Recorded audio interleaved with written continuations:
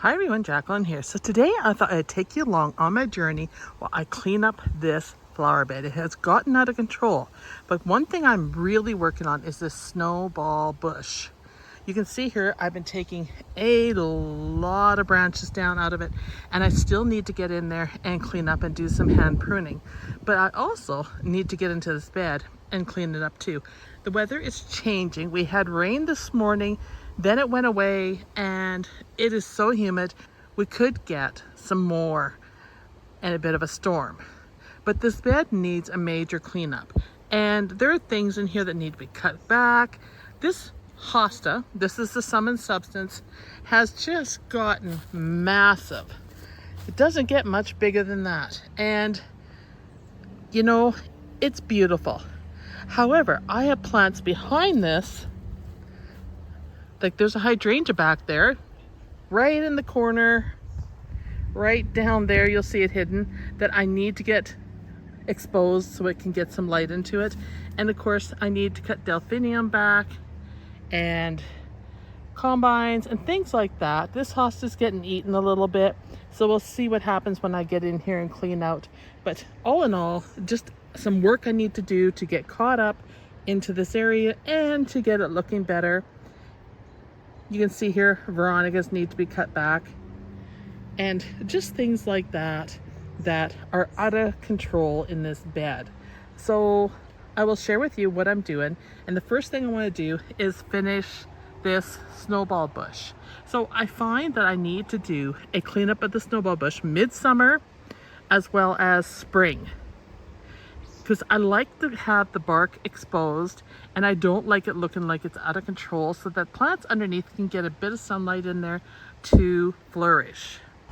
So it is true that the more plants you fill a bed with, the less weeds you get.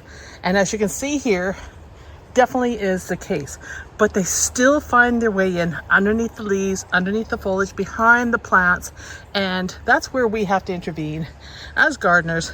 Try to keep up by doing a zonal maintenance system if you have time for that, and if you spend the time to get that right, you are ahead of the game. But when you're behind, like I am, you're just going through and trying to get things caught up, so then you can apply a zonal system to maintain your beds and borders. And you can see here, which is probably really hard to tell, but we have combines here that need to be cut down that look really horrible. So we're going to do that. You can collect the seed at this point too, if you want. I have enough combines in here, so I don't really care to collect the seed, but you definitely have that option at this stage of the game. This is also your chance to shape your plants so that they are more presentable in the beds and that they look nice.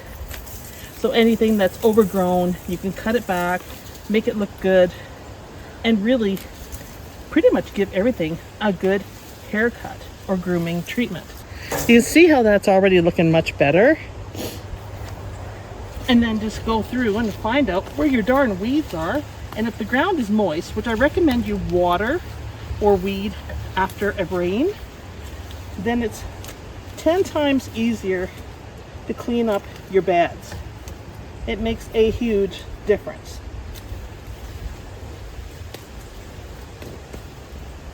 You see I'm taking out a few tree leaves, a few weeds, and really gonna work my way back once I get this area under control. And then get the weeds out of here.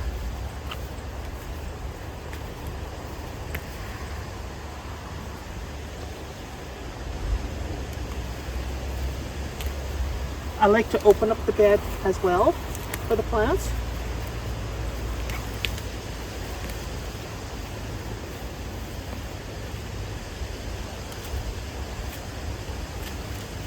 That's better.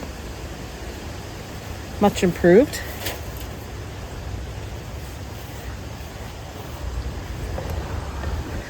And get right in there. And I'll see if I can get a better shot. There we go. So next I want to get rid of cut the salvia down that's in here, and then clean up around it. especially if you're like arthritic or have carpal tunnel syndrome or anything, is to use a hedge trimmer. Now this is a small one I picked up. I think I showed it last year in another video. It's a little Craftsman. I think it's about $100, but this thing, it does the job. Highly recommend it to get a job done fast and to save your hands. So we're going to start with this one. And you want to make sure your battery is fully charged.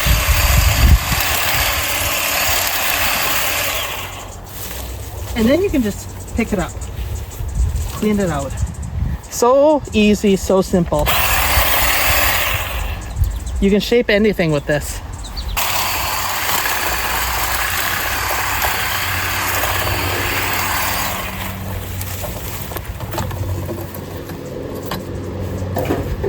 Much faster. Let's do the Veronica here. And there's a few weeds in here. I'm just going to get them out.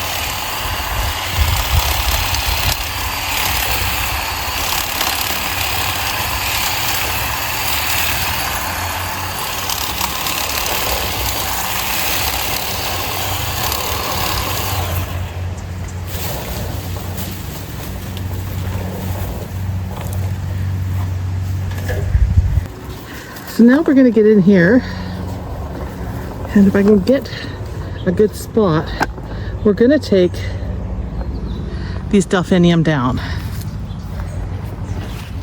And that's really going to open things up.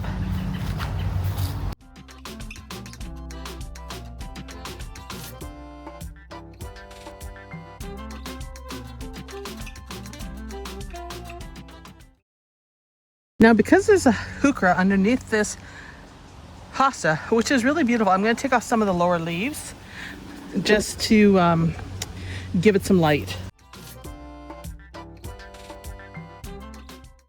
Okay, here is the snowball bush. You can see some of the fresh cuts I've made already on it. Now we're going in to clear out the bottom of it and just clean it up, make it look better.